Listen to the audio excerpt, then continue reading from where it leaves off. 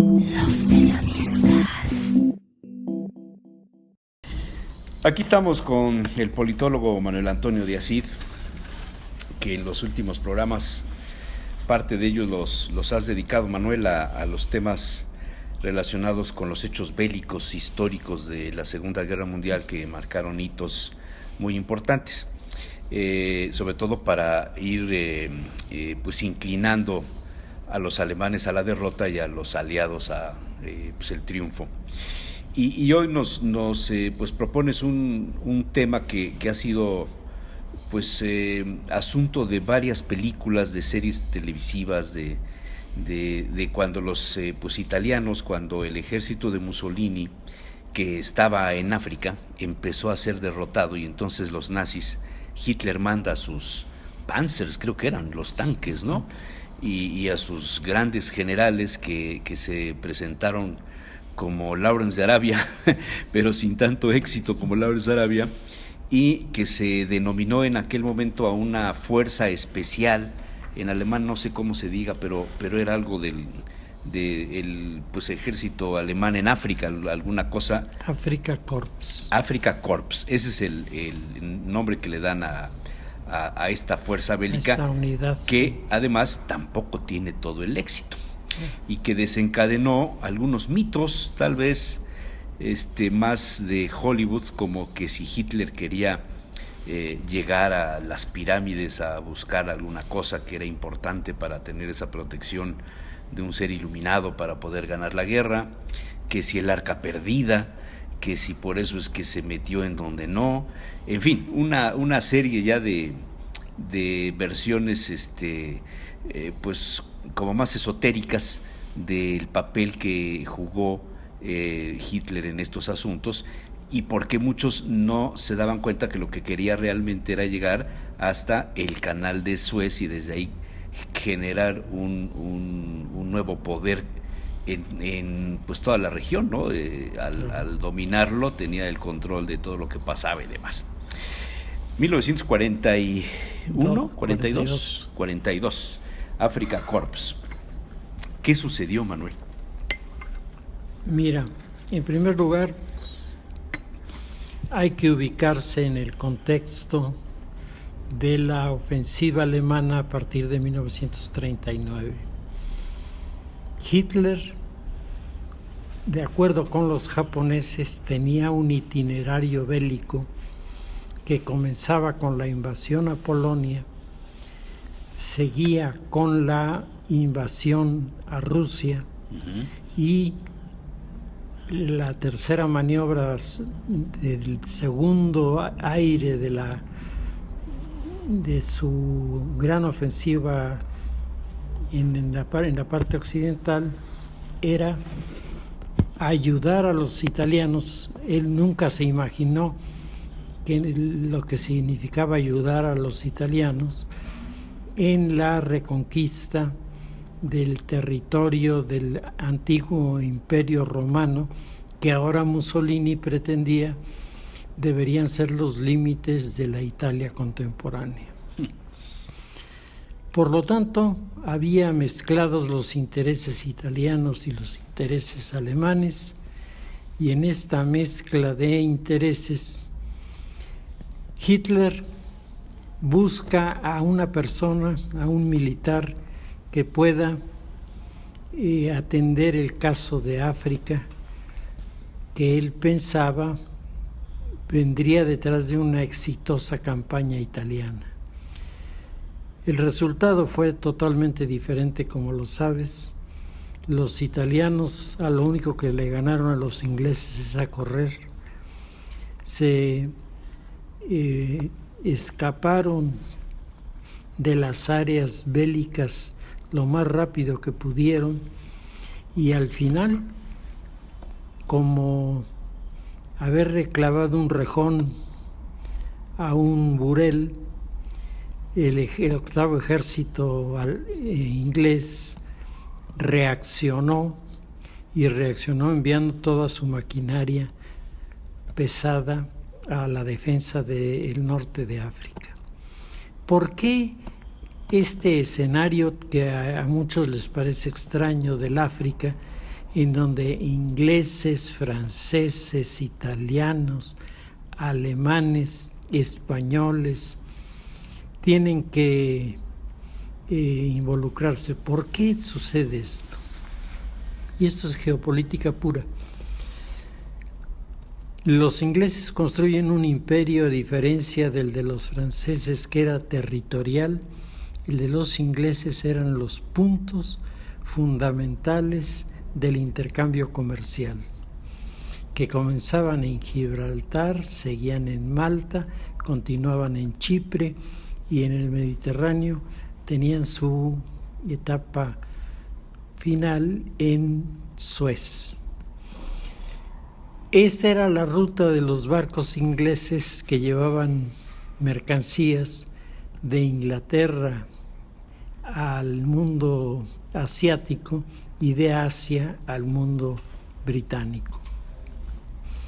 Esta situación, en el momento en que se inicia la Segunda Guerra Mundial, evidentemente cambia los papeles de muchos de los actores, y los italianos, que habían ganado el territorio de Etiopía como su primera colonia del siglo XX, se ven ahora enfrentados a los problemas de querer establecer en Libia una base primero de tipo militar y luego conquistar el territorio de Libia. Esta acción de los italianos provocará la amenaza de los ingleses, que no necesitaban esforzarse mucho para darse cuenta que desde Libia el canal de Suez estaba muy accesible. Fue así como los ingleses comenzaron a destacar armamento al norte de África, mientras que Italia tuvo siempre un problema muy serio en lo que se refiere al abastecimiento de sus unidades, porque los barcos italianos querían solo navegar de noche, porque decían que de día eran blanco perfecto de los aviones ingleses. Los alemanes renegaban de esto porque habían establecido varias bases de aviación en el Mediterráneo, y los alemanes decían que el espacio aéreo estaba cubierto, que lo que pasa es que los italianos no le estaban poniendo entusiasmo al proyecto. Mientras el fenómeno del norte de África se iba desarrollando muy lentamente, como habíamos platicado en programas anteriores, el itinerario en el frente ruso cambió totalmente la dinámica. Y en el momento en el que Hitler siente que los italianos han aflojado totalmente, a pesar de estar en juego dos de las divisiones italianas más famosas, entre ellas la división Folgore, que era la élite del ejército italiano, no habían podido contener la acción de los acorazados, de los tanques acorazados de los ingleses. Es entonces cuando Hitler llama a Rommel a que se haga cargo de lo que debería ser un ejército alemán en el norte de África, y nunca llegó a ser otra cosa que el Afrika Korps, es decir, una unidad. Rommel era un buen militar, Manuel. Era un magnífico militar. Hitler conoce a Rommel en Varsovia, cuando era jefe de su Estado Mayor, y Hitler le pide consejo para entrar en la ciudad de Varsovia después de que los alemanes habían bombardeado la ciudad. Entonces Rommel le pide que entre en un coche descubierto, demostrando así la autoridad y la fuerza de los alemanes. Hitler lo hace de esta manera, y los noticieros en el mundo presentan a Hitler como totalmente dominador del escenario polaco. Y sin temor. Y sin temor, sin ir con escolta de vehículos blindados, sino como si fuera en un desfile triunfal. Un día de campo. En cualquier otro lugar. De ahí en adelante Rommel y Hitler conversan mucho. La jefatura del Estado Mayor les permitía este trato. Y Hitler tenía una magnífica percepción de Rommel, y Rommel lo tenía de Hitler. Sin embargo, Rommel era católico y la Iglesia Católica comienza a tener problemas en Alemania, y esto comienza a generar fricciones entre muchos militares alemanes que eran católicos, que se enfrentaban a una situación muy complicada. Estaban en plena guerra, pero el Estado alemán de manera implacable estaba golpeando a la Iglesia Católica.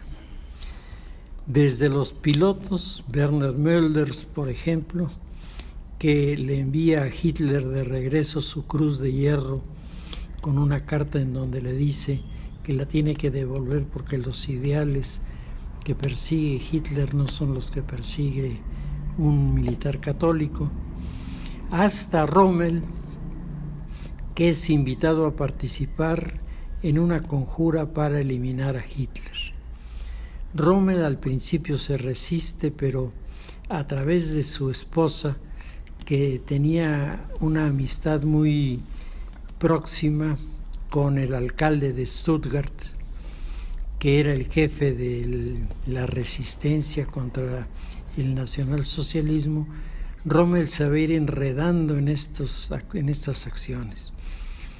Cuando Hitler lo designa jefe del ejército alemán en el norte de África, no se había creado sombra alguna entre los dos. Había una relación que Rommel consideraba sumamente eficaz para que Hitler tomara decisiones. Lo primero que llega a encontrarse Rommel es el caos en el norte de África. Él comenzará a imponer reglas, comenzará sobre todo a establecer una estrategia. Y para Rommel no hay la menor duda, el objetivo es el canal de Suez. Todo lo demás que los italianos peleaban era porque los italianos querían ampliar el espacio de sus territorios, pero no porque tuviera estratégicamente un valor especial. Así se llega, después de la batalla de Tobruk, ganada en un golpe de mano importantísimo por Rommel, se lanza la ofensiva que llega hasta el Alamein, que es, digamos, la puerta de entrada para el canal de Suez. La idea de Rommel para entonces, que veía tan cerca el triunfo en Egipto, era adueñarse del canal de Suez e invadir Irak, porque Irak era y sigue siendo la fuente de energéticos más importante del mundo. Con esta iniciativa, Hitler maniobra para que se dé un golpe de Estado contra el gobierno que manejaba Inglaterra en Irak, al mismo tiempo que se lanza la ofensiva militar de Rommel. La idea era cerrar las pinzas y cumplir el objetivo. Rommel, confiado en que Hitler entiende la importancia de la acción, le pide que le envíe tanques para que su ejército, entre comillas, pudiera operar con alguna posibilidad de éxito en el Alamein. El jefe del Estado Mayor alemán, Fritz Bayerlein, dice en su libro sobre la batalla del Alamein, Rommel llegó con 13 tanques de guerra frente a 800 tanques de guerra de los ingleses.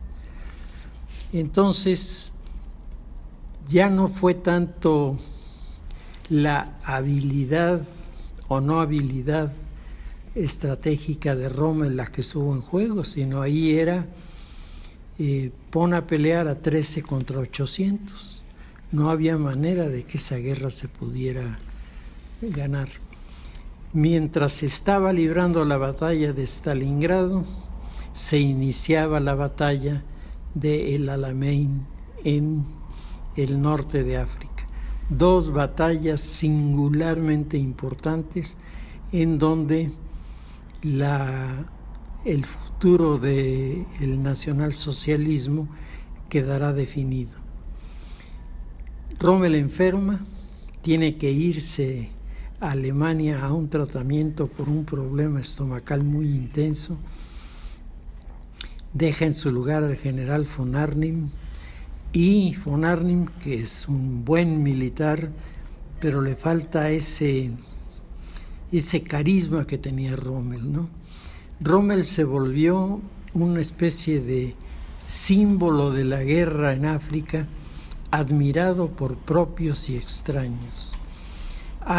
Y esto lo maneja uno de los historiadores ingleses que conoció personalmente a Rommel, siendo este militar inglés prisionero de los alemanes, y habla del buen trato que Rommel le dio cuando él se acercó a hacerle unas preguntas.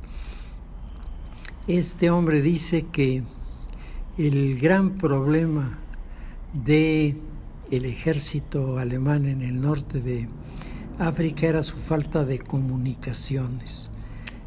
Mientras los ingleses estaban bien comunicados, los alemanes tenían problemas.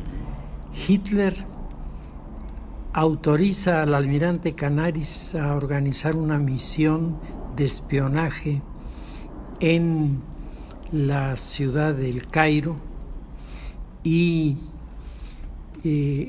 esto es llevado a cabo por un oficial que era hijo de padre alemán y madre egipcia. Este hombre llega atravesando el desierto. Hay toda una leyenda en torno a este viaje, porque no es nada fácil cruzar el desierto. Imagínate.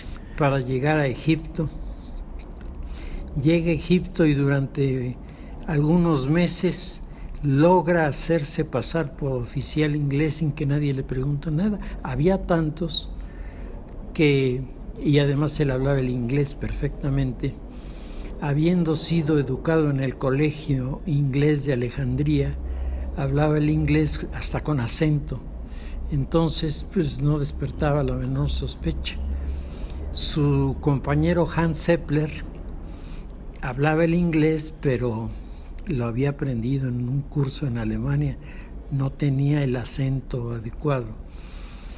Y su contacto, como en una película de Hollywood, era una bailarina del vientre que era la atracción más importante de un centro nocturno que se llamaba el Kit Kat, en donde se reunían todos los oficiales importantes de Inglaterra para ver bailar a Hekmat, que era la dama en cuestión. La combinación de esta mujer con Jafar, que es el alemán egipcio involucrado, resultó todo un éxito durante un tiempo, hasta que los ingleses, mediante su sistema de captación de noticias, se dieron cuenta de que había una comunicación que iba del desierto al Cairo y del Cairo al desierto.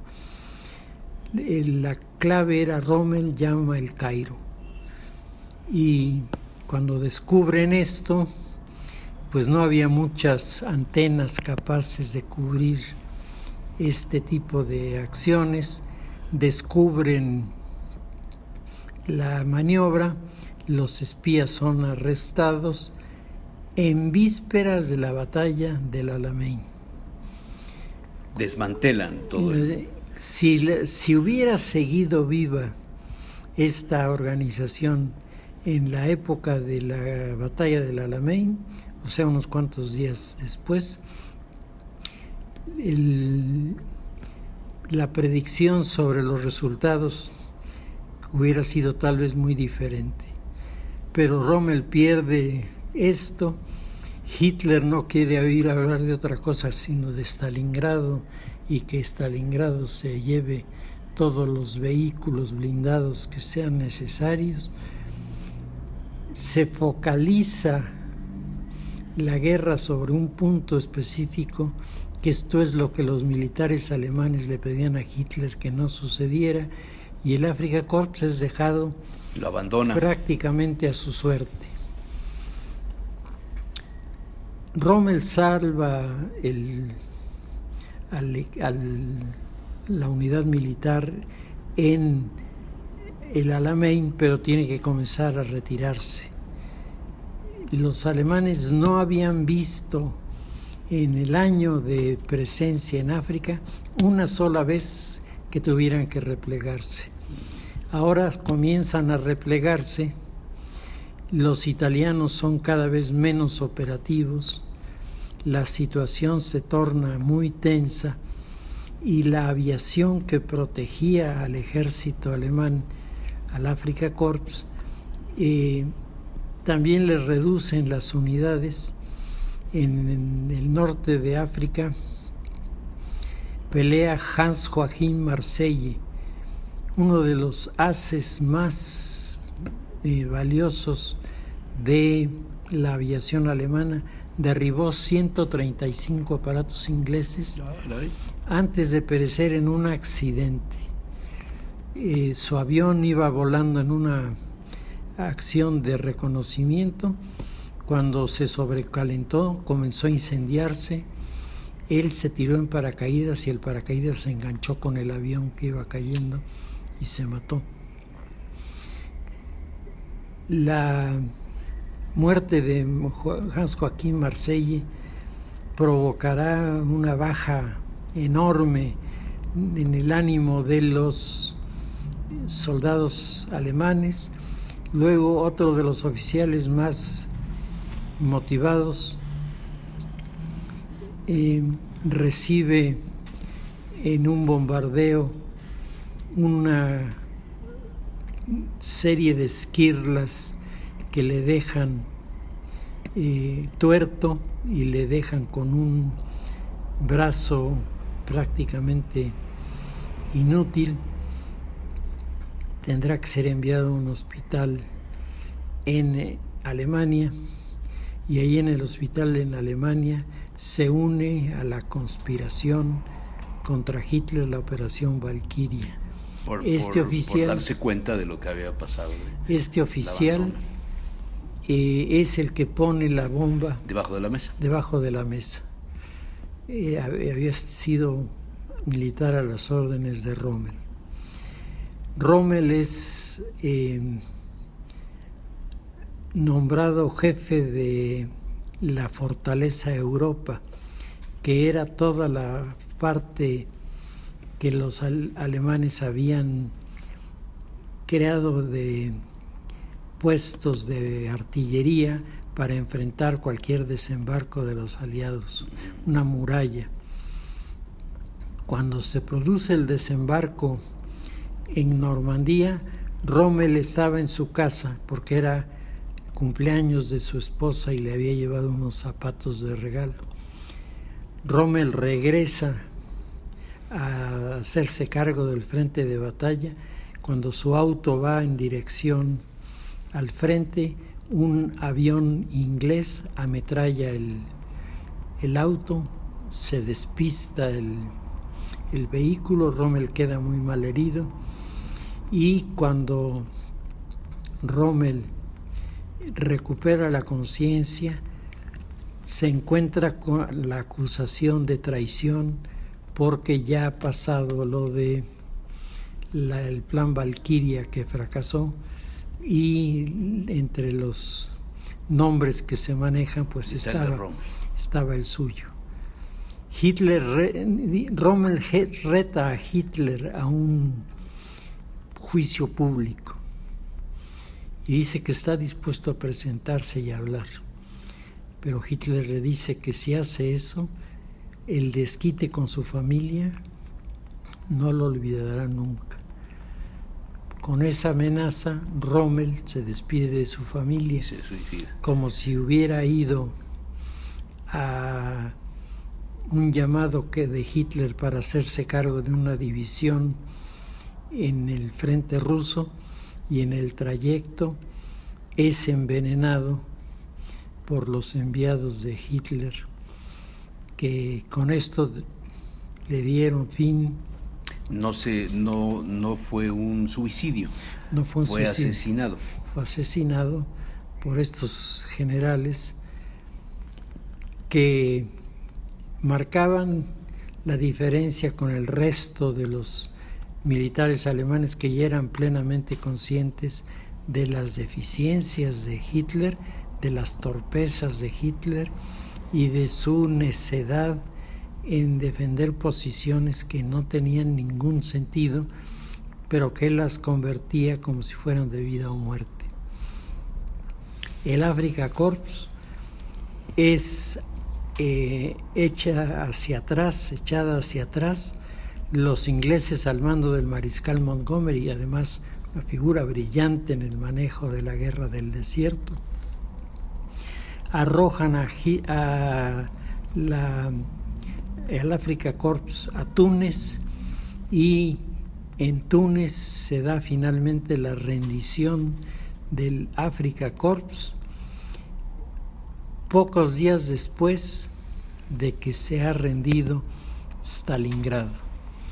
Entonces se juntaron dos batallas capitales que en la obra de Winston Churchill, de sus memorias, en el tercer tomo, dice Winston Churchill, se había producido the turn of the tide, es decir, el regreso de la marea, y ahora los alemanes comenzarían a resentir en su territorio el poderío de los bombarderos aliados que en ese momento dominaron el escenario. Entonces, el Afrika Korps como que es una historia aparte, como que es una historia diferente, donde no hay los odios que se generaron en otros ambientes. Los oficiales ingleses respetaban muchísimo la figura de Rommel. Rommel respetaba también mucho la figura de los oficiales ingleses, y esto marcaba que todavía quedaban ciertas líneas de caballerosidad en una guerra que se había distinguido por lo contrario. Oye, el tema esotérico, el tema del Santo Grial, el tema de la fuerza que buscaba Hitler en las pirámides, esta serie de cosas hollywoodenses, no hubo nunca nada de esto en la motivación.